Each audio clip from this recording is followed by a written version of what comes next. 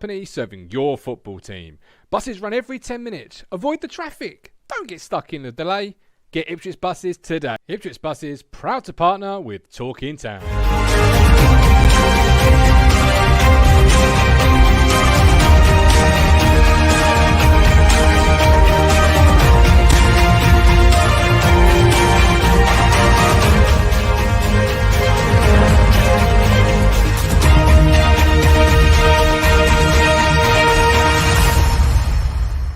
Hello, you lovely lot. I am here very quickly to discuss Woodpecker Mortgages and Protection, run by Ipswich Town fan Graham. So you know you're in good hands if you go with Woodpecker Mortgages and Protection. I want to discuss the income protection service they do with you. You all know me and you all know my story. Literally, one day I went out into that big wide world, a scary world, and I had an injury which left me disabled and unable to work. Just like that, I lost my income. Just like that. That's a click there. Crazy. This may have been an answer to a prayer, because obviously when you can't work, you can't earn. And when you can't earn, your bills are still going to be there wanting to be paid, like children needing to be fed. This could have been an answer to my prayer and taken some stress away from me and let me focus on my mental and physical health. Income protection insurance, it's not for everybody, but it might be for you. So give Graham a call on 01636 337 447 or email graham@woodpeckermortgages.co.uk. And I must say, your home may be repossessed if you do not keep up repayments on your mortgage. You know it makes sense, you lovely people. Have you got me? Yes. Hello again, my friends. And you are my friends. And I'm really on the verge of chucking this desktop computer out of that window. This thing has done nothing but cause me problems since about Friday evening. I wasn't well, but I couldn't even say hello to Fabian because my camera and my mic wouldn't sync up. The page keeps loading. Problems. But there's one thing I've learned in my time doing this live show is when in doubt, hit an advert. And we try and sort it out. So there we go. But welcome one, welcome all. It is the summer. The computer's decided to go on a break. We haven't. We are still here. I hope you are very well. The live chat is very busy. If you're watching this on catch up, I would have edited that out. So you'll be thinking, what funny intro? What tech issues? Because I will just edit it out post production. I don't know. I've lost the thread. Let's read some comments. Matt Stannard is here. Ant Steele. Nick Muller. What did you do first day? No, Ipswich. I went to Stevenage. Great question. Let's come back to that.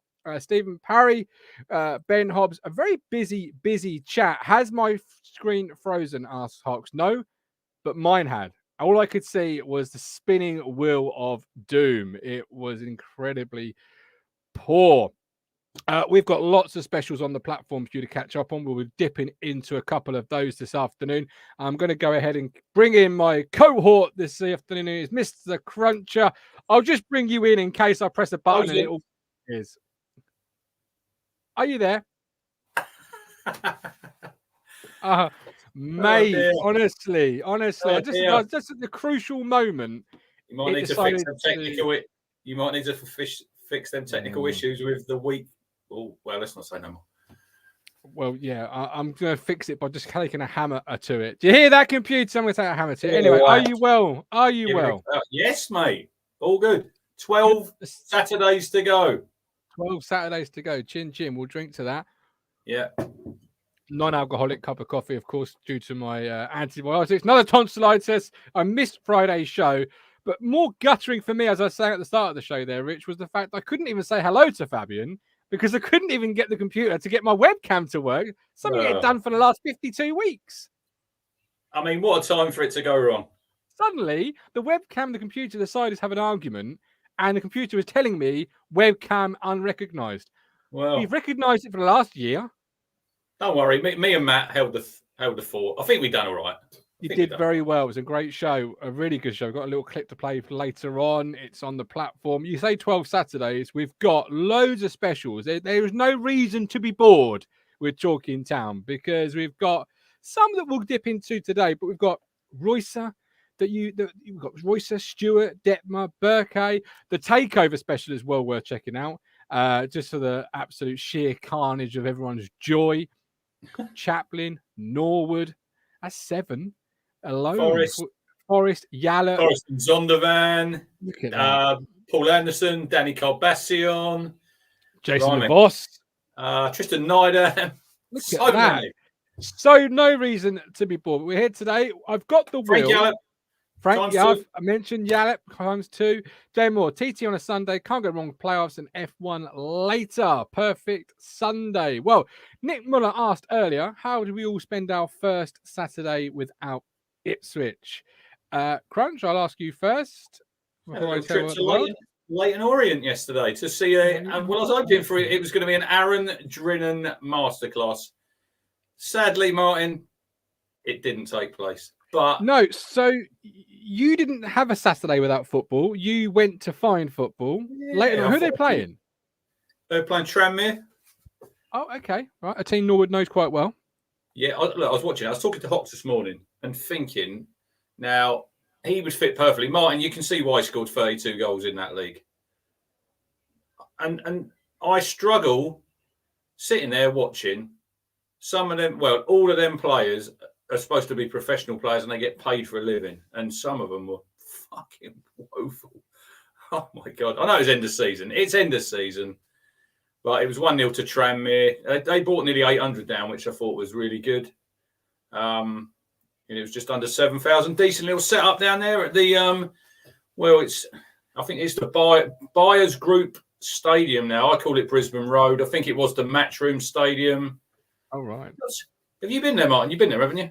I went there for the friendly we had under Mick. It was a really nice ground. You obviously got all the bars. The flats are quite interesting in the corners of were they there when you? They were, yeah, they were. Yeah, that was interesting. There was some nice little stadium, to be fair. Yeah, the support club. They welcome you in with open arms. You can go for a fairly cheap pint in there. I mean, Leighton itself is, the town. It's a really nice place. I think. I liked it anyway. We went to one of the was it Imperium? One of the there's plenty of places to drink, plenty of places to eat. I probably should have gone there before because it's literally 40 miles for me, and I thought, blimey, because obviously I worked and then went there yesterday after. But Tranmere, it was 1-0 to Tranmere. Aaron Drinnen, for everyone to chat, won Captain's Player of the Year, Martin. Yeah, 16 goals, 7 assists. Did say that Captain's Player of the Year. So basically, he's great at making cup of tea and coffee. That is right? what Martin said in the WhatsApp group yesterday. It's the popularity one. Correct. It could be correct. I cannot neither deny or confirm. No, well, no, because you've never tried Aaron Drinnen's coffee or tea. So, but he may make a great cup of tea. How did you spend the first Saturday without Ipswich Town on your diaries? Without going to the ground, let us know in the chat. Did Noor sort you a ticket? Asked Callie. I think Callie was ironing that lovely black shirt of his.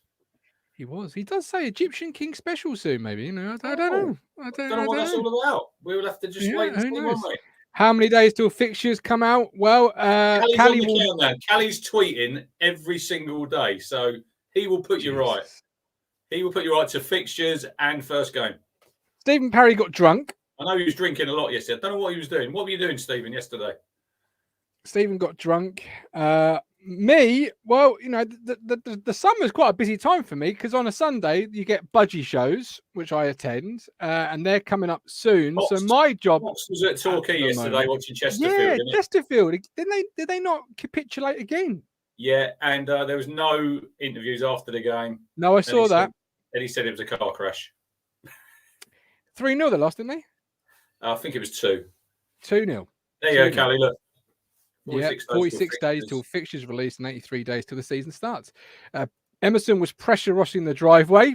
There you go. Emerson is starting that list of jobs that he has to put off through the year.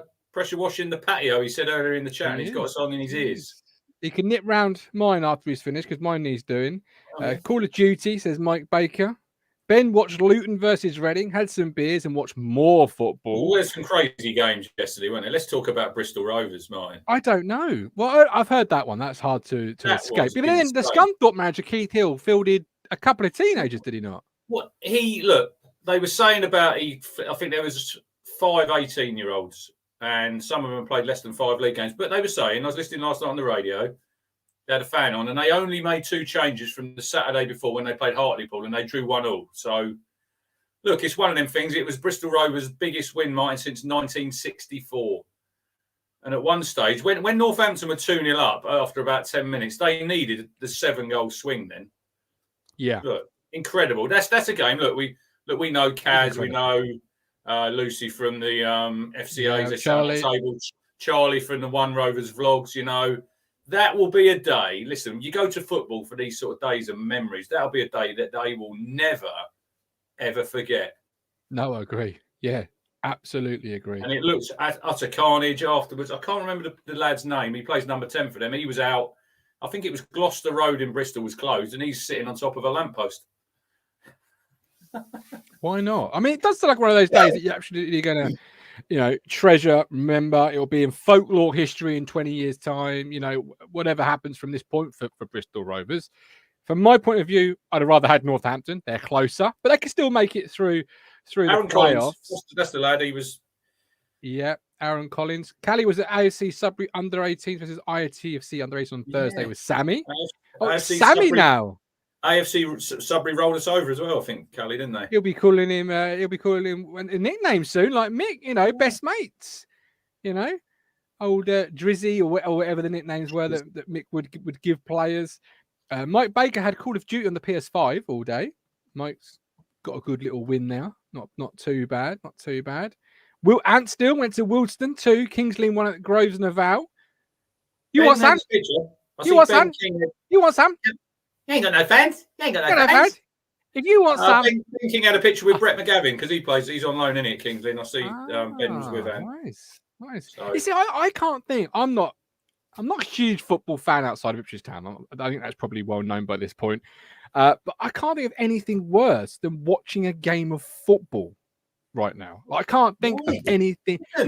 Because games on today, you got some great games in the Premier League. You got the Ipswich Town aren't a part of it. We're not a part of it, and it annoys me. If you're a football fan and you enjoy watching games of football, Martin, you know, it's this stage of the season. I know it. Look, we want to be involved, but you can't beat the playoffs for drama.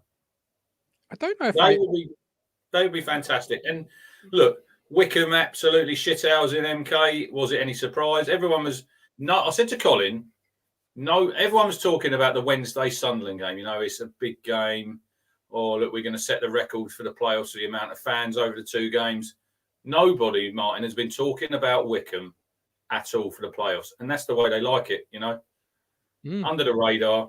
Yeah, absolutely. I hope they go up.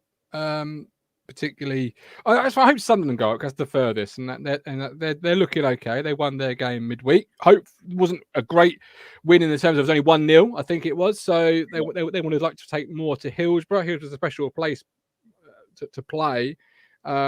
So that'll be interesting. I'm just like James, though, to be fair. If you aren't playing, I'm not overly interested. Like, I don't care who goes up in reality. I like Sunderland, but I don't care. I don't care who goes down. I don't know, man. I'm Ipswich Town fan through and through. Outside of that, yeah, I don't know. Not for me, I don't think. Particularly after a year, you know, you put a lot into the content throughout the year. It's just nice to step away, you know, have a breather and not worry about football. So I was busy doing cages. Look, this is how it started. That's a shit show. This is how it's finishing. Look at this. Oh my Lord. Is that the same one? That's the same one. Starts like that. Gets a bit of paint. So I've been painting. I've been showcase training. Birds are in there. Look, showcase training. What about them cupboards? Mate. What I want a weekly update on them cupboards. Well, tonsillitis or no tonsillitis, that's a little bit above my skill level. I thought the good wife was going to be putting them up. You told me about 6 weeks ago. Yeah, she changed their mind pretty quickly. Oh, come on. She looked at them. She took one look at them and she went. Ox has got a great question there in the chat. Get a carpenter. Wrexham are playing Stockport at the minute in the conference. Would Paul Mullin score 20 goals for ITFC? He's put on there. No. Bang them in. Well, there you go. He wouldn't.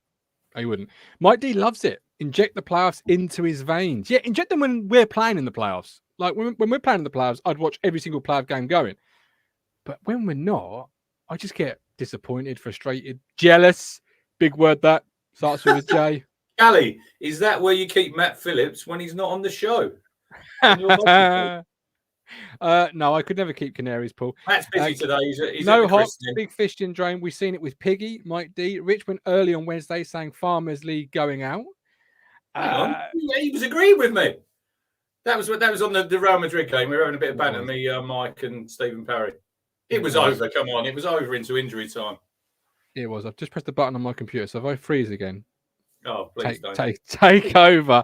But I've got the wheel in the background. I'm not going to play it on the show. I will show you it, but I'm not going to play it on the show because those that are listening on our audio devices, it won't be great for them because all they hear is a random bit of noise and not see the wheel. But there is the wheel. Okie dokie. As you can see, I've been Googling paint because the first ad that comes up is B&Q. We deliver around you. Do you know Wicks in Stone Market shut at 7 o'clock on a Saturday night? I just thought that was ridiculously early. Ridiculously early for a DIY store.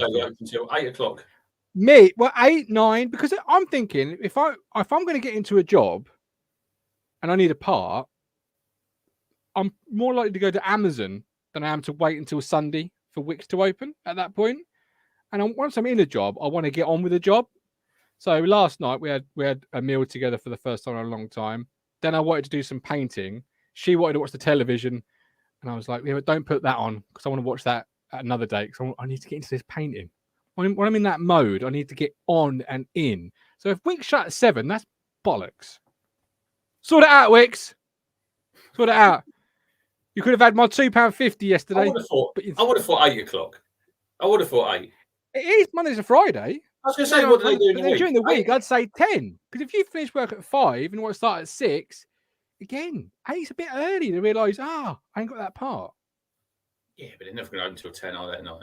No, they're not. That's true. Right, I'm going to play the wheel. We've got some town topics that have happened this week. I'll fire them at you, and we'll go from there. Benzema's going to win it in Paris for Madrid. I don't know about that. There we go. So this one is lone players score in Darba, Morris and Teti Yengi.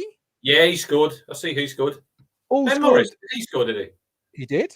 Who for? So he's playing in Sweden, is he not? I don't know. I know he's recently had his contract extended, isn't he? Yeah, I was a bit surprised at that. Is there a way back for him? I remember he came on. I think it was Hurst's first game, Martin, when we played Blackburn at home. I think it was, yeah. I think he came on for 15 minutes then, and I thought, I like the look of you, and that was about it. And then he's obviously had injury problems. I don't know. Is there a way back? Is it an extended to loan? Is it an extension to sell, or is it an extension to possibly bring back into the fold as a fourth striker, fifth striker? Say sell, but what would Ben Morris's value be? Highly rated. Look, listen, when he was in the academy, when 40 he was young, grand, 50 grand, 10 grand. He's been on loan, hasn't he? I think he went to Forest Green. He didn't play. There you go. Look, Hock says, it's the end of the season when you're kicking off about Wicks shutting at 7 on Stephen says it's Saturday, staff in their life. Well, do they not want to get paid? Like, I'm not expecting to something for free, Steve. They need to get paid. You know what I mean? Like, I'm not saying Wicks must open for 3 hours extra and you, Dave, on the DIY section. You'll work for free that night. No, I'm thinking to get paid. Come on, Steve. But I agree with Mike D there about he's been decent, Morris, and injuries have hampered him. So how old is he now? Is he 22, Martin, Ben Morris? Yeah, yes, he is. Yeah, that's why I was surprised because the age is not young for a football player anymore. It's 22. That's it could almost be deemed a player who should have broken through by that point. Yeah, I'd have thought. He might have done if injuries hadn't played a part, but I don't think he'll make it a Town if I'm being brutally honest. No, I don't. I just wonder if it's one of those extended situations like last year with the players we extended to possibly get even a nominal fee helps the SCMP situation, doesn't it? It's all stuff that you can count towards projections. Always been in decent. Injuries have killed him. Yeah, they're not just been little injuries though, have they? Bless him. No. They've been fairly big injuries. Dan, welcoming Dan Hill, Blackburn under Hurst, and was scored towards the end of up the north stand end. McKenna, linked to the Watford job. The Willer's just thrown up. What are we saying about that one? Because Emerson kicks us off without even knowing he was kicking us off by saying never going to Watford. Never in a million years is he going there. No Why chance. Because basically he's a rookie manager who's done 23 games, Martin, and that's it. Mm. And if I was Watford at the minute, they need a reset. I know you like their model. I don't, sacking managers left, right, and centre. They've had 3. They've gone too far, a little bit too far. Yeah, they've had 3 this season. And Roy Hodgson, bless him. I know that he had a great ovation yesterday at Palace. That was weird. Roy. Yeah, I like him, but that was a strange appointment to me. A team that are struggling relegation. A 74-year-old, and they reckon some of the players didn't get on board with some of the stuff he was trying to tell them. He should be at home with his feet up, watching Soccer Saturday. Yeah, well, I guess from Watford's point of view, it was a manager that had taken over a club in the relegation zone previously and kept them up. From Hodgson's point of view, so that's from Watford's point of view. From Hodgson's point of view, it's a bit like Wick's earlier. It's money. It's pay. Yeah. It's a chance to one last hurrah. I think hasn't worked out that way for whatever reason. I don't think Watford were ever really going to stay up, were they? Let's be honest. Their squad is not good enough. I commended Watford earlier in the season for taking the action. Like after Bolton, everyone will tell me now, oh, he should have gone then. Paul Cook, this is. We didn't act. We wasted. We dillied. We dallied. We hesitated. Watford, on the other hand. See Mike D's comment there. I did see him. He had a great ovation from the Palace fans. He did. Look, ask why I didn't applaud the Watford fans. He says they were too far away because they're right in the corner, aren't they? I was listening to the radio yesterday on the way home, and they were saying a good stat. So Brentford, great win yesterday. Had a fantastic first season in the Premier League, which they have. It's a bit galling, to be honest, when you think, I remember playing them when they were in our division, when we were in the Premier League, in the League Cup. But Brentford, Martin, have got as many points as Norwich and Watford have combined this season. There you go. For whatever reason, it hasn't. Well, there's a great article on the Athletic about the Norwich situation. I think it's well worth the read from any perspective that you've got on Norwich. Watford are a strange club. If you were Kieran McKenna and Watford come calling, what would you do?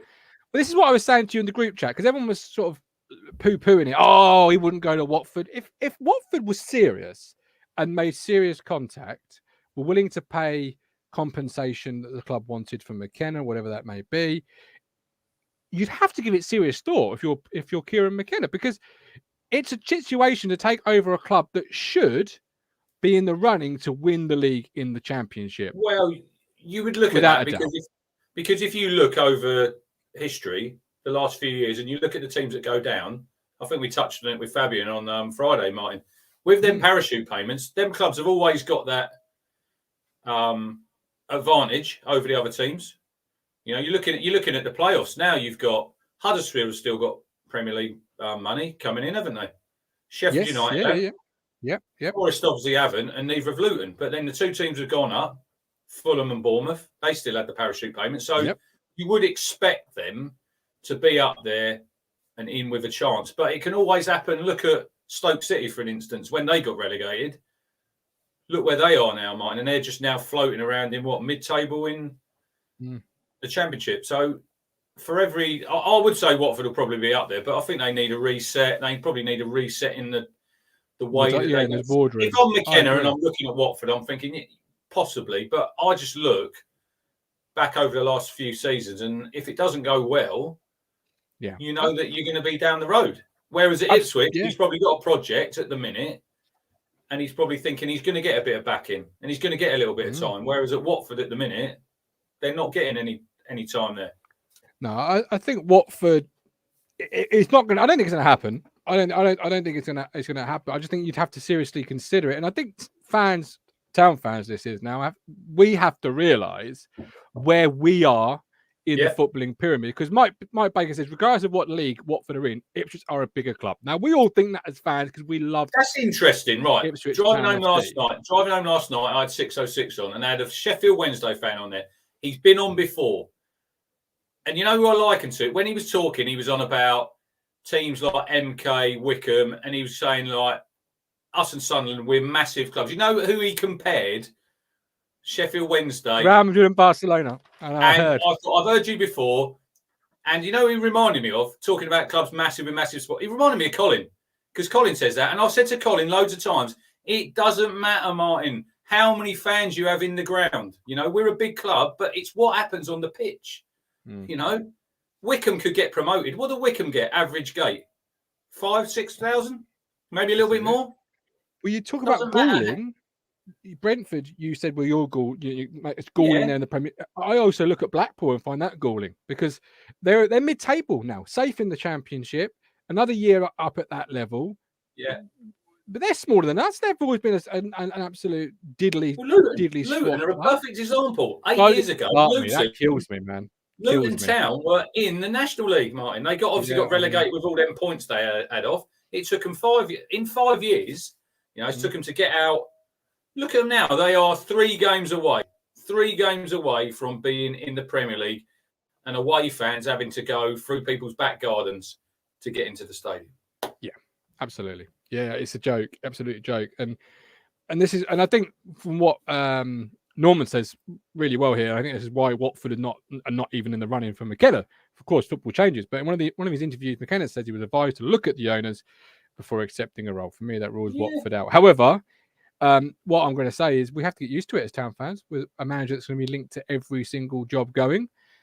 And I wouldn't blame him if another club, I don't know, Huddersfield, for example, not going to happen, but Huddersfield, because what gives you the opportunity to manage in the Premier League quicker, which is the end route for all managers. Yeah, Ipswich. If I was an owner or a chairman, I want to see a little bit more time for Kieran, not 23 games. I agree. I agree. This next season, say he has a really good season, and we just miss out, we could get to the playoffs. So we get to the playoff final. He's had a great season. We've come third. We lose at Wembley. Yeah. Then them teams come sniffing, and they thinking, right, he's proved himself now. That's when I think then there might be a little bit more behind it. At the minute, I just think it's just for clicks. That's all I thought. I think mid-season is also a danger period for us. If we're doing really well. If McKenna went, Callie says, who would we get in? There'd be one man get in. Exactly. Tony Mowbray, 100%. Absolutely. I don't think Mowbray, Martin, it's ever really fallen for him. Because I think, look, we loved him as a player. I think we'd love him as a manager, but it's never really, the timing's never been right, has it? No. I think he'll want 6 months out of the game anyway.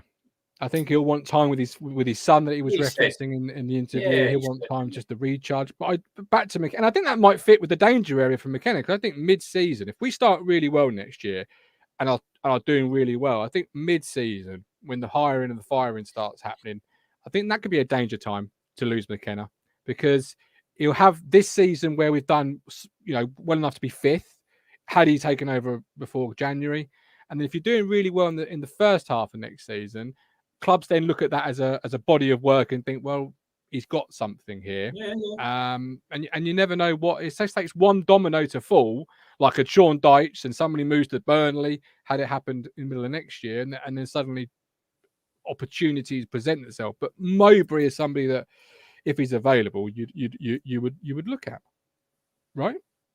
Definitely. Look, James is right there with that. He's saying he's 32, but this is where, look, we all know our history, but a lot of people don't. It's like you said, Martin, this season we finished 11th, but it's a weird one because everything's really positive off the pitch. But if you're looking from the outside and you're looking at Ipswich, you think, oh, look, they've had another average season, because you don't know what's going on around it. Yeah, I agree. Talking of which, last game of the year, Backinson got goal of the month for his side foot into the net. Is he a player that we will see grace Portman Road in a blue and white shirt next year? I thought they had a clause in that loan deal to sign him, didn't they? They have got an option. Yeah. They might hold on and see who else is available, maybe. I don't think it's as cut and dry that he won't come back. Do you think it's a case of moving players on before you look at the option? Because I keep saying I wouldn't sign him without moving Harport and/or El Mizon. I don't know if the club are the same thinking. I was talking to Hox this morning over messages and saying about like young players. Now, El Mizuni, what is he now, Martin? Is he 22? Yes, I'll have a look, but yeah, I think so. So, realistically, when Backinson came in on loan in January, if I was Elmis, I'd be thinking, well, hang on, I could do that job. The manager obviously 21. doesn't. He'll be 22 in September. He needs to be playing football, wherever it's Town, which I don't think it will be. And it's all about, I said to Hawks about players, like, look, we want players coming through our academy, which we love. But if our academy's producing footballers, and not just to play at our football club, I referenced Tom Eastman, for example, came through the Town Academy, played 10 games, Martin. He's gone on to Colchester and he's played over 400 career games. Now, our academy has done its job because they produced a footballer there and he's had a good career. And this is what I'm saying about El Mazzuni. I don't think he'll make it a Town, not the model that we've got at the minute. You know, there's going to be signings coming in throughout the summer. I think he could play in this league. I agree, yeah. Cambridge or somebody, but he must think, and I know he signed that new contract, I think it was 3 years. He must be thinking in his head now, there's people ahead of me, you know? Or is it a fact he might sit and think, right, let's give it a go in pre-season. He might have a really good pre-season and rip it up. Then he might come into the manager's plans. But at the minute, I think he needs to move on. And if you sign Backinson, the writing's on the wall, isn't it, for people like Elmis? Agreed. I think if I said earlier, Ben Morris, 22, has to be breaking in. I think Elmis is the same, especially in the third tier. You've got to be making a mark next year at 22, which he will be come September. These players tend to normally not have something. Like Tom Eastman, I think, if he had a bit more pace, would be a defender that played at a higher level. So I think defensively he's very sound. He's just always had that half a yard pace that he's never had that you need at a higher level. But Backinson's a bit funny because some people were like, Ozil, I'd love Backinson. Others say Backinson not for me, such as Mike D. Forget Elmis. I think the real conundrum is Harper. Yeah, again, Raheem Harper. If you talk about Elmis, he's somebody else, Rich, that at his age has to be sort of laying down a marker. 22, he's 22 this year. That is where, as we're saying midweek, where do we play Raheem Harper? Is he a 10? Is he an 8? I think Elmis is the same. Is he a 10? Is he an 8? Callie was at Lincoln and Colin was at Lincoln. Now, he bought him on there, that Lincoln game, Cookie bought him on, and he played as a 10. And I thought, for 20 minutes, that was the best I've seen of him. I think there is a player in there, Martin, but it's a case of there's only so many positions available. Yeah. And would I see him playing as a 10 week in, week out? No, I don't think so. You know, I think there'd be people ahead of him, or you've got Aluko and you've got Chaplin at the club already. And it's all about, look, obviously they'd have people watching him when he was at the Crew. I don't think he ripped it up there, really, did he? Didn't do too bad, to be fair. They were a struggling team, so he's gone there. He's got game time. But I don't know. I don't at the minute see him, but it's all about pre-season. You know, if he can have a good pre-season, get himself in the manager's thoughts, you know, and then let's go from there. Let's not write him off. But at the minute, I agree. I don't see him as a starter. Mike D says there, look, it's about the formation if you play 4-3-3. I think he's good going forward. I always remember Harper, Martin, for that Sheffield Wednesday game after we'd equalised, when Bonner had nicked the ball off the goalkeeper, and then Harper goes through, doesn't he? And he should have squared it, and he's tried to, and I thought, oh, no. Yeah. Oh, yes, I remember that, yeah. Yeah. Player of the year, Raheem, 1 year. He'll be a player of the year some year. I'm not saying, I think, from what I see early, I thought he's a good player. He just ran out of steam in a lot of games there. But look, the team was still new. You know, everyone was probably learning about each other. Finished with more assists than Aluko, you know. Has he? Not hard. Yeah. No, but, you know, you talk about players. Raheem Harper, and he had 18 starts. He's created one big chance, 0.2 key passes, 1 assist, and he's missed one big chance, and with an 89% completion rate in his own half and 83 overall. But he's another lad who needs to play football, Martin. It's no good for these players stagnating, playing 23s football, sitting on the. I know you got to have a squad depth, but I'm looking if I'm Raheem Harper and I'm thinking, I want to play football. I agree. I don't want to train all week and then sit on the bench and come on for 10 minutes here and there. And a big roadblock to that, to a number of players that play in that team, will be the man we're moving on to now, Connor Chaplin, winning Player of the Month for April.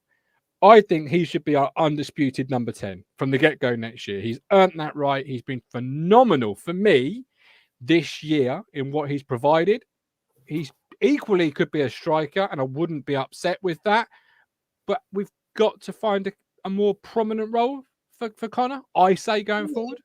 It was interesting. Me and Colin, we spoke to him at the Player of the Year do and said, like, 11 goals. Are you happy with that? And he said, no. Good. I want that. That's good. Which is good. But look, I think it was a learning season, Martin, for him, because he's not really played in that position in his career. I think if you're going to play a 10, like when we played Selena and him, it didn't work. I think we played 1. I wouldn't play 2. I'd be playing 2 strikers, then 1 in behind, or a 4-3-3.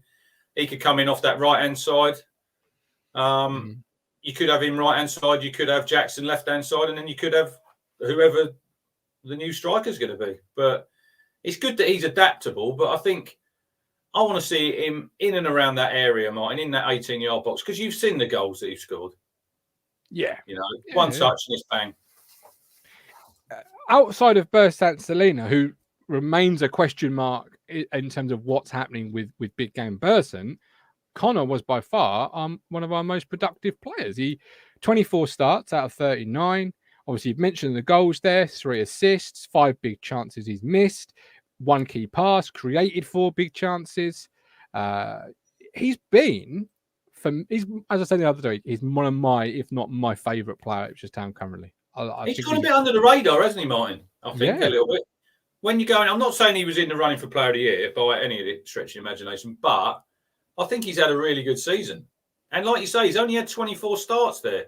He'll probably be a bit disappointed with that, and he'll want to be starting more next season and nailing down one of them spots week in, week out. Because I think if you get him for I think if you have him for a season, you think he's got 11 goals. I think he's going to hit what? I think he could easily get between 15 and 18 goals, Martin. Absolutely, yeah. Quite easily. And if you played him further forward as a second striker, I think possibly, I think he could get 20 goals. I honestly do. Yeah, I agree. He was a championship player who's dropped down to this level. And he's another one who's come here. He doesn't want to be hanging around in League One. No. If we don't get out next season, I could see someone like him leaving. But he got 11 goals, didn't he, in the 1920 season? That's what according to Sofa score out of 36 starts. He's, that year he had 9 big chances. So he's a player to me that the more you give him the opportunity, the more you will get out of him, which sounds like 1 + 1 = 2. But some players that isn't the case. He is a player that I think can deliver on the big stage. There's other number 10 at this football club that we've mentioned a lot on the platform that are taking opportunities from his play, that don't produce the assists, the goals, the stats that he does. He's quite an infectious character as well, isn't he? Because obviously, look, a lot of work with the community trust, which is excellent. And he enjoys the Rainbow Tractors. Yeah, and he enjoys doing all of that, which is good. And I think he's one of them players who you sort of need these players who kids look up to. When we've not really had them the last few seasons, have we, Martin? And like you go to the ground now. People look, you see people in Wes Burns shirts, and he seems like a really. We had him on here, obviously. He seems like a really nice guy as well. He does, and I think that's important that he fits that culture that we talked about earlier in the season. The standards and the culture, and obviously Ashton's seen something in him to have him on the community trust. He said, "I've never done anything like that. I've never been to them meetings." He's learning stuff, which is good for his career going forward. It's not all about on the pitch, off the pitch as well. It's really important as well, I think. Which is what I said the other week, which is why one of my favourite players, I think he embodies the characteristics that Matt Holland displayed as to why I liked Matt Holland so much as a kid. So I look at Connor and I think that is what Ipswich Town is all about as a football club. As Norman says, Chaplin did not start all of our games. A full season could see 15 to 20. I'll come back to safety guy in just a second. Norman, again, you always get the impression Chaplin is giving his all. You can't say that about our players. I just thought which is why I thought when people were saying, "Oh, I'd sell Chaplin," I just thought that was a bit bit silly because I don't think the club would give a player such a prominent role in ambassador duties if they're looking to maybe move him on within 6 to 12 No, months. Do you know what I mean? I think agree. he's agree here with for the long haul. Mike had him on his list that he was going to get rid of him, and I said no. I wouldn't have got rid of Chaplin. I wouldn't get rid of Chaplin. He's one of the players I think you build your team around. You know, he's an important part of that team, Martin. And like you say, that goals return for a team that's finished 11th is decent, but we want more next season. He'll want more out of himself. He'll probably want to hit between 15 and 20. Yeah. But if he's playing regular, I think he will. He's a good player. You know, he's a good player. Yeah. Simon Nicky, I think he loves it here. He was devastated to get subbed off at the Charlton game. Callie, interesting how recruitment will pan out. Some of our best players come in through Cook. Got a question here from Safety Guy. Piggott has his supporters and has his moments. But all considered, is he seriously a part of the plan for 22-23? Crunch? I was talking to Hawks this morning about him, and I like Joe Piggott. I went to. How long was this chat between you and Hawks? Good grief, man! Oh, we were doing messages. Did you cover everything from the Queen? Did you mention the Queen at all? What didn't you mention? Subjects we were talking about, but I was saying about Joe Piggott. When I went to the dinner and I was there at the bar getting a drink, he seems a real great character. He was telling some jokes. They were absolutely falling about laughing. If you look at that, go to YouTube, anyone, and put Joe Piggott, AFC Wimbledon in. There's about 3 video montages there, Martin, of a player who I've not seen at Portman Road. Agreed. It seems like it's a totally different player. He's got movement. He seems quick. He's scoring goals. He's assisting goals. And he signed a 3-year contract, you know. We signed him. But I think we did say at the time, when you sign that amount of players, 19, they're not all going to come off. And it might just be a case of wrong club for him. Yeah. You know, I don't think he's a McKenna player, if I'm being honest. And I think, well, look, we did say on here throughout the season, he's not had enough chances. But then when I went to Oxford away and he had an absolute nightmare, I thought, I've seen enough of you to sort of think, I don't want to be harsh on him, but I don't think you're good enough for what you want to do. And I agree with Callie there. Look, big fish in a small pond. He was the main guy when he was at AFC Wimbledon. I'm not saying there wasn't pressure there, Martin. Yeah. But when you're coming to a club who are getting over 20,000 each week, can you handle that? And I said this a few weeks ago about the players that want to sign next season, and that you're going to have that right mentality because we're going to be getting 25,000 every week at home. There's going to be pressure. You're going to have to deliver.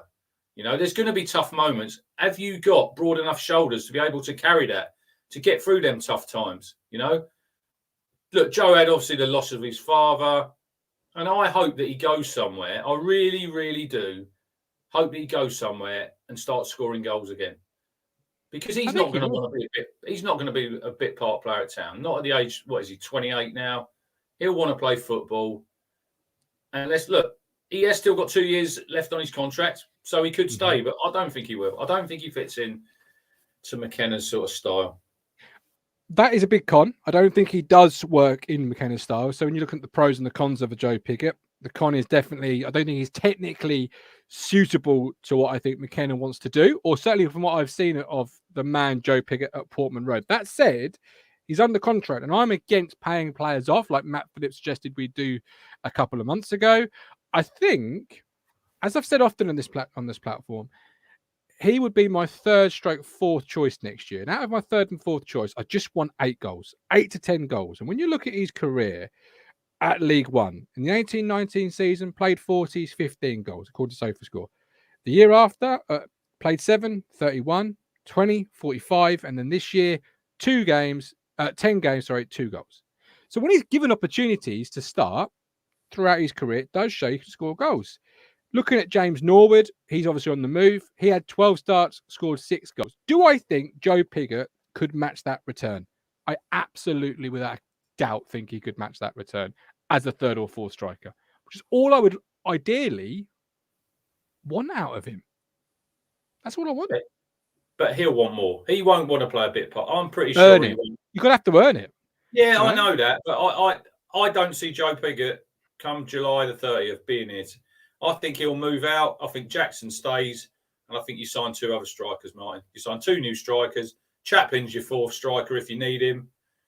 and then you see what happens up to January. And then you might sign someone else if you need someone for that final push. But I don't see Joe Pigott as a third or fourth choice striker at Town. And I don't think he deserves it. I think he needs to go and play somewhere. Yeah, no, absolutely. But that said, he will be given opportunities to earn more playing time. And this year, for whatever reason, he didn't earn it when he was given it. But do you not think we need a player like a Joe Pigott, if not Joe, somebody in the mould of a hold-up man? Because we are going to be going away to places that have shit grounds, have sandpits. You can't play a two-touch pass and move style of play. You're going to have to play a different way at times. I'll give you one player who fits that mould. Cole Stockton, all day long. £500,000 quid. All day long. I'm not saying he would be my number one target. But like I said on here a couple of weeks ago, it's like your golfer. You get in the rough. You need to get that different club out. And we're going to need different clubs all throughout the season, Martin. And I think people, I've seen it on social media, I think it's a little bit unfair. About Stockton, they'll say, oh, he's just another Joe Pigott. I think that's really unfair to judge someone like that when you haven't even seen him play for Town. You look at the one that says Hawks. Yeah, look, that is easy to say. Okay, let me ask you this, Rich. If we sign Cole Stockton, what is your ideal return from the man? How many games is he playing as your hold-up man? And how many goals are you expecting? Because I reckon whatever you say, Joe could match. That's what I'm going to say. But what do you think? I don't disagree. But Joe Pigott's confidence is shot from what I see. Cole Stockton's confidence at the minute is through the roof. And I know it's a new season. Look, you start again. The goals I've seen Stockton score. And look, it's a fair point, Callie, saying, what has Stockton done before this season? I do get that, but I see the goals he scores. He scores all types of goals, Martin. He's not just scoring goals in the 6-yard box. He's scoring goals from the halfway line. He's scoring volleys. He's a confidence player. I'd think you'd get him for what, $750?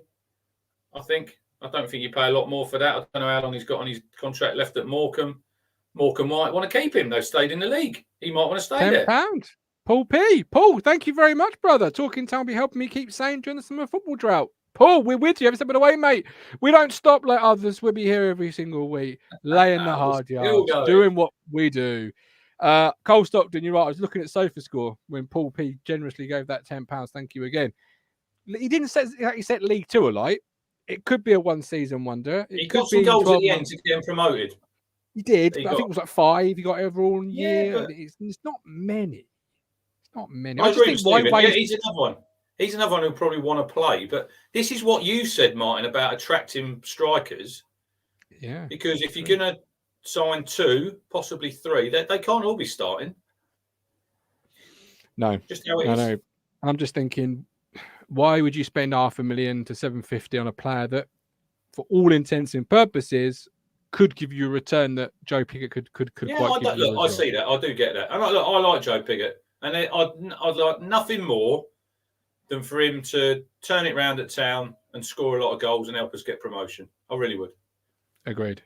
Talking to turning it around, this year's Prediction League final table is here, my friends. Mike Woods won it in the end by 3 points. So we'll sort something out for you, Mike. Congratulations. Rob Smith, second. Emerson, Ian, Paul.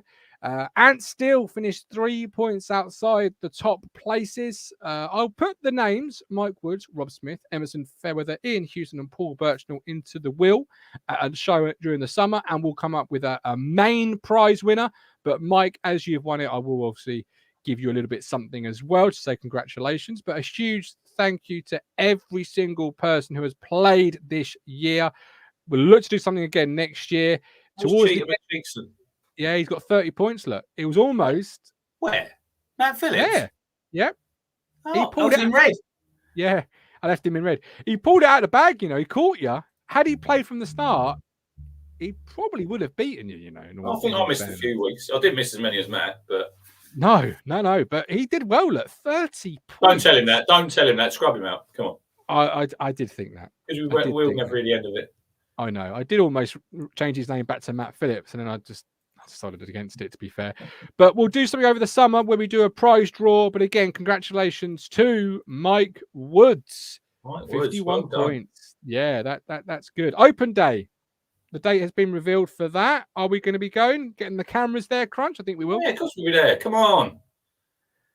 Have you been to them before? 25th of July. I've been to 2, I think. I went to one under Jewel. I went under. Did I go to one under Paul Hurst?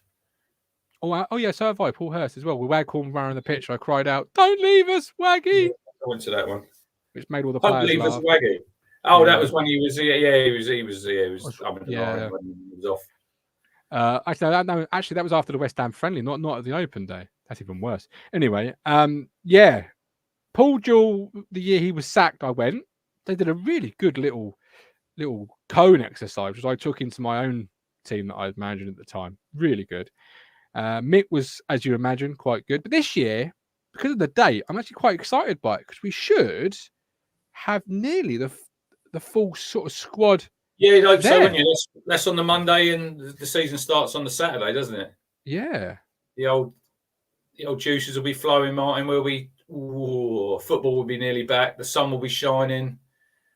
Town are going to have a league-winning team, hopefully. Of course we are. Believe, mate. Believe. And it'll be interesting to see what sort of things Pert and McKenna bring to the party. Yeah. Compared to other managers of previous years. I would say that would probably be the highest attended open day, I would have thought. Yeah. Well, really, really we'll busy. be there with the cameras, with the interview mic. So get yourself along, get yourselves on camera. I'm also going to get myself down, hopefully through the summer, to Portman Road whenever we sign a player or a player leaves, and hopefully get some reactions from people who are at the club shop when they come by, like they do at the old I know. Something I've been toying with for a while. I thought, we'll give it a go. Get some instant reaction. We've just signed Lionel Messi. What are your thoughts? I wanted Ronaldo instead. Yeah, exactly.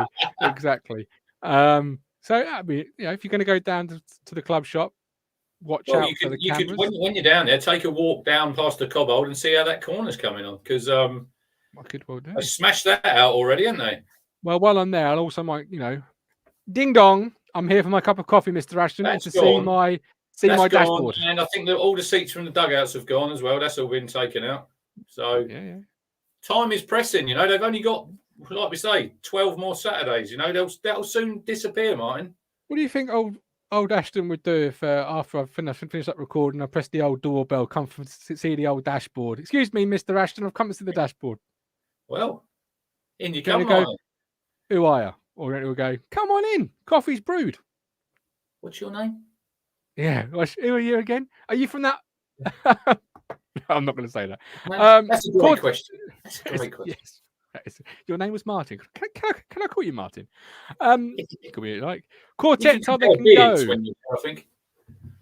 Yeah. Oh, yeah. That might be an idea. I might start growing it out a bit so I can compete with the Ashton. Go, if you wait for the big TV, I'll give you a USB stick to sneak in the back. Easy. And no, Matt, he did not turn my £5 to 35 quid as he kept claiming. This is Matt Still now. Still not done it. Unbelievable. Unbelievable scenes. Talking of which, the last show I did before my tonsillitis was with Tux. I think he did it. But the Quartet told they can go. Check it out. In his new gaff, as he said. Yeah, in his new gaff. I love it. No surprises there. Was there Carol, Norwood, Holy, who Mike D says in the chat was probably one of the worst goalkeepers we've had at the football club. I wouldn't say he's one of the worst. Aaron Lee Barrett was in the chat. I see that he was getting... I knew you were going to say Aaron Lee Barrett. How can you say that? Even James Pullen, the kit man, he was not very good. We've had some Aaron Lee Barrett has one of the best push returns as a goalkeeper. I know you tell me that, but I'm still not convinced. Couldn't they kept Holy? He can clean them windows up the top of the Cobbold before he goes. Save on that cherry picker, couldn't we? Callie, we need Hock's review of player exits. That Nord analysis was spot on. I have asked Hock to come on the platform more. The table is set. The invitation is open. The door just needs to be rung. That's all. James Edward Norwood. James Edward, was it? Yeah. Did his research, to be fair to that lad. Yeah, I like the middle names. But Sereni or Will Norris from Matt Stannard? Worst goalkeeper? Sereni or Will Norris? Oh, Will Norris. Yeah, he wasn't great. I'd have had Norris at a Coronation Street and Will John Holworth. He wasn't great for older people. True. Yeah, there was no real surprises, was there, on that list of players leaving? No. Kenlock. How long's he been at the club, Martin? Quite a long time. But he's played 100 games for Town. But Yeah. he was always that bit part player, wasn't he? You know, he had Cresswell, then he had Mings, then he had Jonas Knudsen, but he never, even when Knudsen went, he could never really break through and be that number one left back, could he really? We mentioned Tom Eastman earlier. Could well be in that same category. Go to a League Two level, find his feet. You know, why not? He's certainly done well at Colchester for the last part of the season. He scored 3 goals while he's there. Never scored for Town, did he? No. And I think these players have to take a leaf out of players' books that go down to a level and then come back. You know what I mean? Like, just because you've been told by Town this is the end, it's not necessarily. Oh no, it's not the end. Just go and play football somewhere, like I said earlier. If he goes and plays for Colchester for the next 5 or 6 years, you know, fair play to him. Thomas Holy, look, really nice guy. I've met him before, but nice guys don't make good goalkeepers, do they? Really, he wasn't the greatest goalkeeper. Let's be honest, Martin. He wasn't the worst. I don't think he was the worst goalkeeper I've ever seen at Town. No, I don't. But it showed that he went to Port Vale, played about 3 games, and then he was sitting on the bench there. So he's probably going to go League Two. Yeah, I was surprised with the question marks over Hadladki that maybe Holy wasn't retained, just because I don't think you'll get many goalkeepers at the rate he probably wants in terms of a contract, who would sit on the bench and at a pinch, as he proved for Cambridge this year, Holy could do a job for the odd game or two when called upon. That's not going to be Hadladki next season, because I think he'll leave. Yeah, I agree. And so he should. He's a Golden Glove winner that needs to be playing football. Whereas Holy, I think, that was my only surprise, really, because I thought, you know, in the market sense, he probably isn't commanding that much of a. But they could have put that to him, and he might have said, "No, I want to go somewhere and play, and I want to be number one." Quite possibly. Even if it's dropping down a level. Walton, high on the list of emergency goalkeepers for Luton when they needed one. Yeah, see that. Something to monitor over the summer, do you think? Or do you think that was just a needs must? I know Luton have been interested before. I've had that on a good authority. Would I see him leaving for... Well, blimey, Luton get promoted to the Premier League. You know, they come calling for Christian Walton. What's he going to do, Martin? If Luton are in the Premier League, you're going to go and play in the Premier League, aren't you? I know we can all say, oh, Luton have got a stadium that holds 9,000, but you'd be playing Premier League football and you'd be mad to turn it down. You would. Even without Premier League football. They're a playoff team in the Championship, for crying out loud. You know, whether you like it or not. I wouldn't see him going if they were in the Championship, because he could think, I'm going to be there in a season. I don't see him going at all. I think nor do I. A bit like McKenna, the summer was probably a little bit too early for him. But I think he's found that home now at Town, because he had all them loan moves, didn't he? And he was sort of moving around the country, whereas you need to put down them roots. And he could be then. Well, how old is Christian Walton? Is he 26? Is he? Yeah, that's what I wanted to say. I'll have a look. So you could quite possibly, he could play for the next 10 years at Town. Yeah, could well go on to be better than Bart, as Callie asked. Could he be better than Bart? You know, but he's got to play at a higher level before we can sort of give him that. He's 26. Yeah, 9th of November 95. Look, great month for born in November. All the goats are born in November. We had this conversation earlier in the season. Bart won Player of the Year three times at Town in the Championship. Player of the Year twice at Millwall. I think he won the Golden Glove in the Championship. He's a better goalkeeper than Walton at the minute. Like I say, in the future, you know, Walton could be better than him. You know, but Bart was the reason we stayed in the Championship for so long, Martin.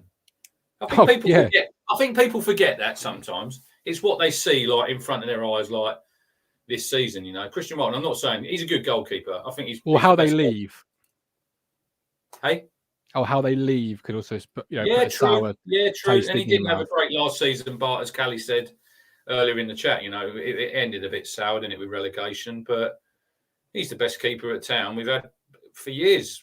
Bart was probably before him. I'd say I'd go Kelvin Davis. I think he was a good keeper. Look, you got Richard Wright.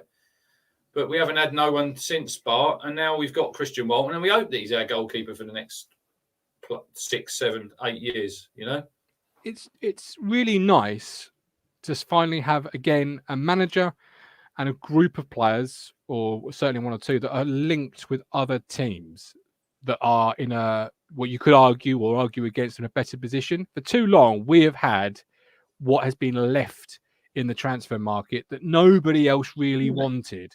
Even players that we ourselves said we didn't want and then couldn't find replacements, so had them back.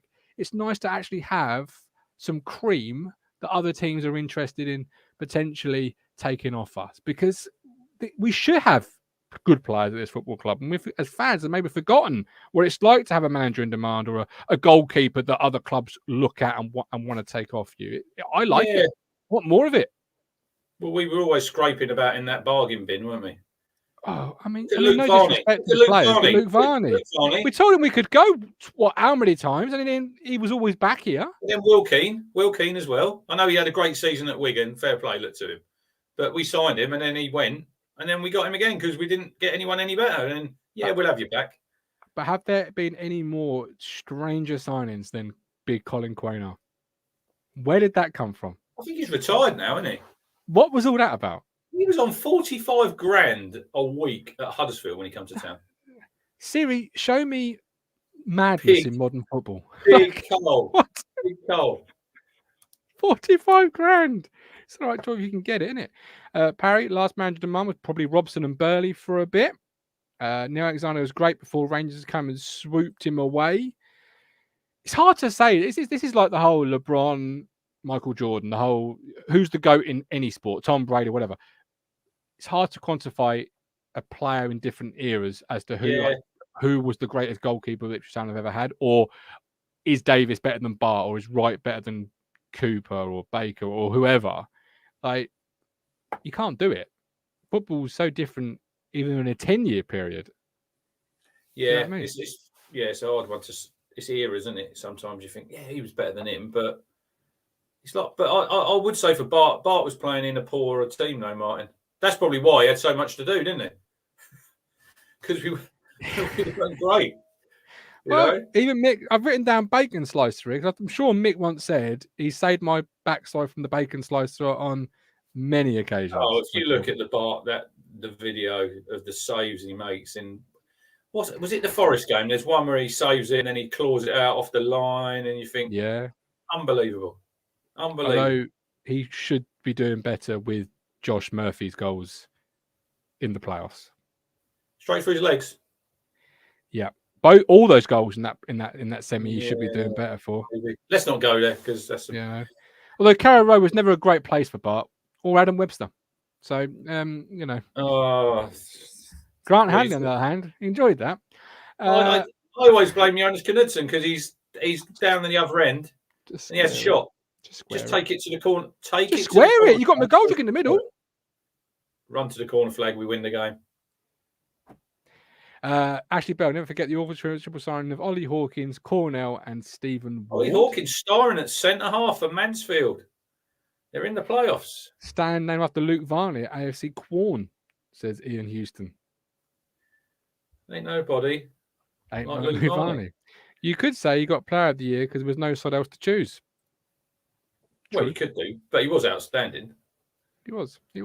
Valentino Rossi, GOAT. If you say so, Ben. If you say so. Last but not least on the town front, ground staff highly commended by the EFL. It's important we have a good pitch next year, isn't it? Because if McKenna wants to play two touch... say about pitches. So when I was at Leighton Orient yesterday before the game, so at Town, pre-match and at half-time, they dragged that bloody hose out, didn't they? The hose comes out, the groundsman dragging it across the pitch, and then he sets up the sprinkler. Leighton Orient, up they pop, out the ground, the pop-ups, water in the grass. Thanks very much. There's no sprinklers. There's no hose. There's no groundsman having to come on there and then empty all the water out. This is another thing, Martin, on when Evans was here, they cut the budgets for the groundsman, didn't they? They cut the budgets for everything, mate. Yeah, but I'm saying the pitch wasn't so good. But now, obviously, they've put a bit more money in. And I thought the pitch was decent this season, and they've obviously one more year, and then they'll lay the new Deso pitch. But yeah, fair play to them. Yeah, Yeah. Yeah. I mean, well, we all know the pitch has issues, so it's good to see it hold up. That's obviously very commendable work to the ground staff. I just think that's probably, the players are the most important. But the second biggest thing this football club needs to make McKenna Ball successful is a good pitch. Because you're going to need to have that surface to play on throughout the year. You can't have your own pitch tripping you up. And at times, it has been awful, the pitch at Bournemouth Road. Awful. So it's overlooked as fans, but I'm sure Ashton and Co will be. But I think we've spoken about this before. Colin will back me up. Look, they're so mollycoddled nowadays. You go back to the 80s when these teams were great, and the team we had under Bobby Robson, and the pitch is terrible. Now they have a little problem and they're moaning about it. Yeah, absolutely. Yeah. Right. Last 5 minutes. We have had a wealth of specials over the last year and a bit on Talking Town. So I asked Cruncher for some of his favourite moments, which is quite hard. We won't go through all of them now. We'll save that for another time. But one of them was obviously the chat from Friday with Fab. Here's a little snippet of it. So they beat us 3-1 that season. Mm-hmm. Do you want to grow your YouTube channel? Do you got an advert on my own fucking video?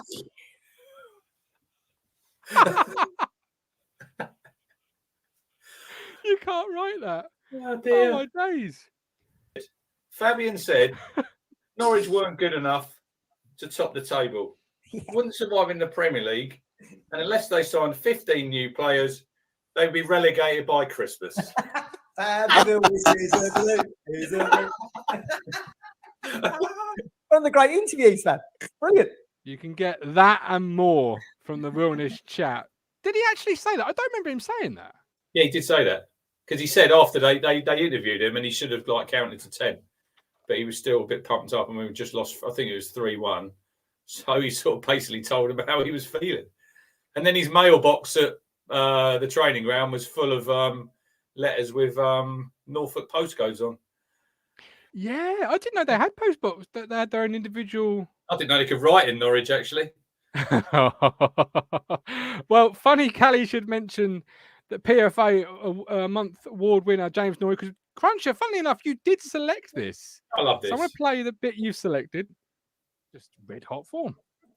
Yeah, the only thing sort of better than the player of the month is watching the Cruncher's face when I won it.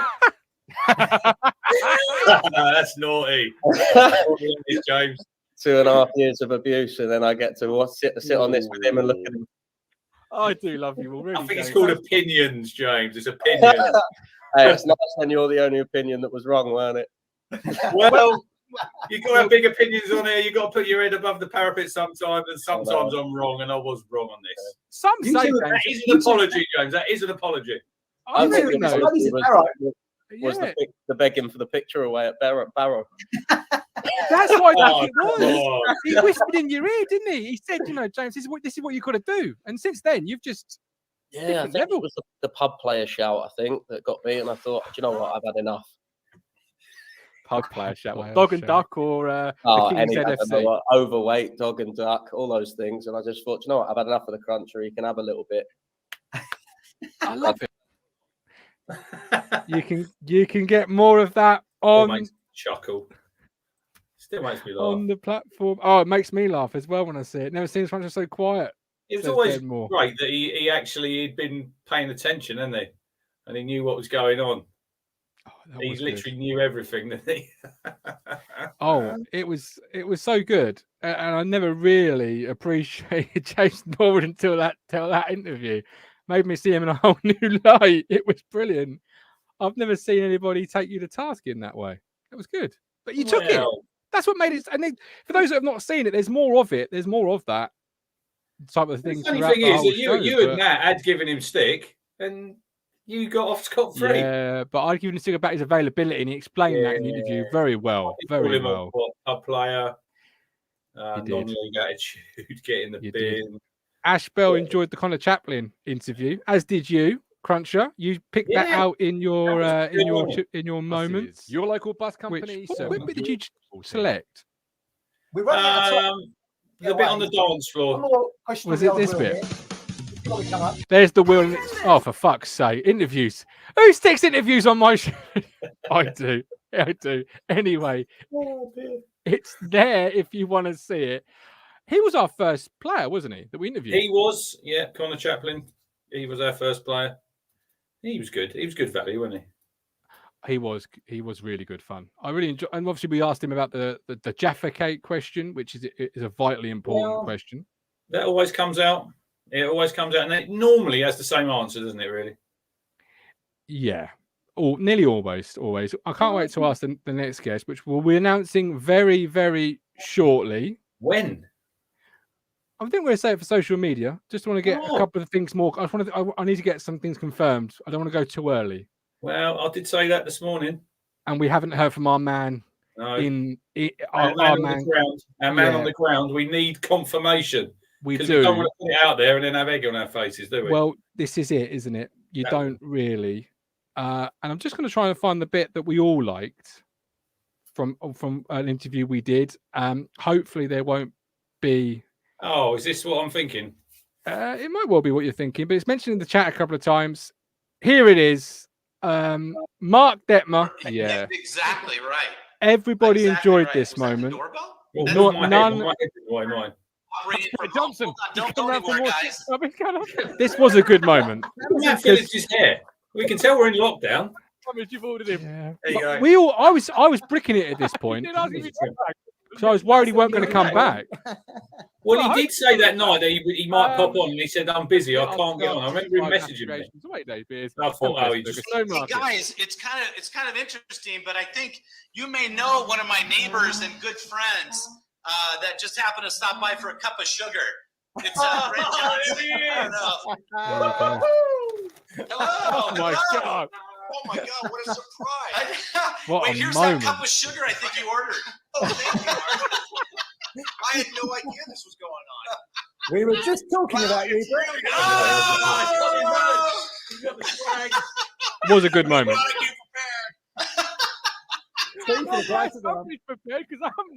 So there is no reason for anybody to be bored this summer crunch. We've got loads. We've got Wilness, Stuart, Rusa. We've got so much. And we might have a few more.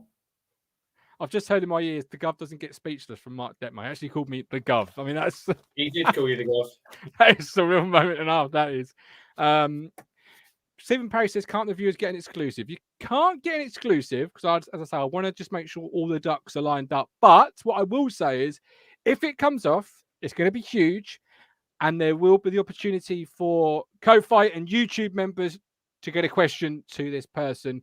We're hoping to get whatever question you want asked to them. We're hoping to get as many as we can to them. It's definitely happening. I think we can tell everybody that, Martin. It's definitely going to happen. You never say never, though, my friend. I think it will happen, but I'm not quite sure. We just need that little fine detail. We do. I'm looking forward to it. But so keep your eyes peeled on the TT social media side of things. We'll announce it very soon. Once my man on the ground level has confirmed it.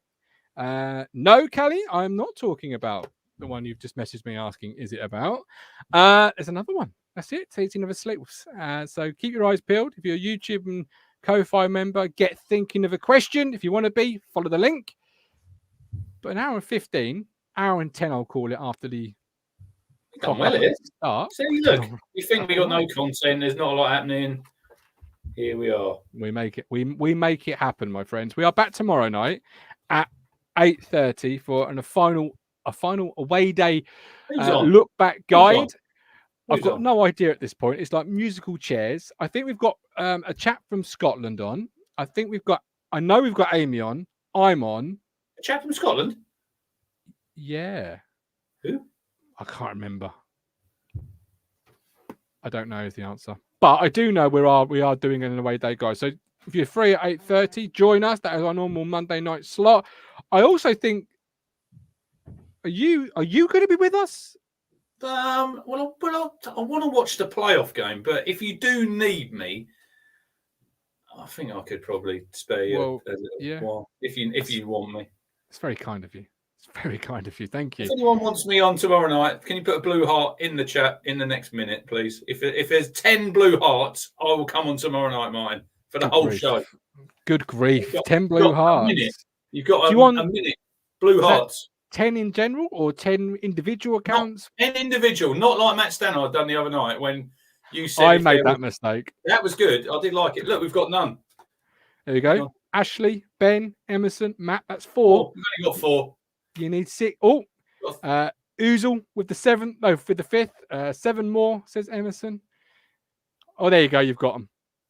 1, 2, 3, 4, 5, 6, 7, 8, 9. Colin. That's 10. It's Colin. Where's Collins? I can't see him. Well, it's technically Hi Ashley with a blue heart. It wasn't really meaning it for you, but we'll Colin Plum says breaking news: Norwich City are shit. That's not breaking news, Colin. That's something we've known for hours. So Right. I'll be on tomorrow night. I'll be on with you at 8:30. So plenty of fresh new content coming up, but What are we plenty of gonna do? specials. What to is keep it you like? busy. A look back over the away games of the season. Yeah, favorite away stadium, favorite away day, as in like game, Barrow. that type. I'll Great. try and get some clips. Ali, that was lined great, up. wasn't it? Barrow was a good trip. The football was absolutely shit, but it was a good trip. I like going to Barrow. I'll never have to go there again. I'm glad someone likes going to Barrow. I certainly It was all right up there. I didn't didn't like mind it. watching the game. Got back at 5:10 in the morning. Brilliant. Just back for the Ouch. Ashes was on then. That was when England were getting absolutely whacked by Australia. Good So that was great. We're just in town and get absolutely slapped on the telly. Mm. And we should have known really. Town were on the telly, Martin. What normally happens? There you Liam go. Gibbs on the bench for Norwich. There you go. There you go. Right, back tomorrow. Check out the specials. But until then, enjoy and we'll speak to you Ipswich later. Buses, your local bus company serving your football team. Buses run every 10 minutes. Avoid the traffic. Don't get stuck in the delay. Get Ipswich Buses today. A single £1.20, a return only £2. Find out more information at www.ipswichbuses.co.uk. Ipswich Buses,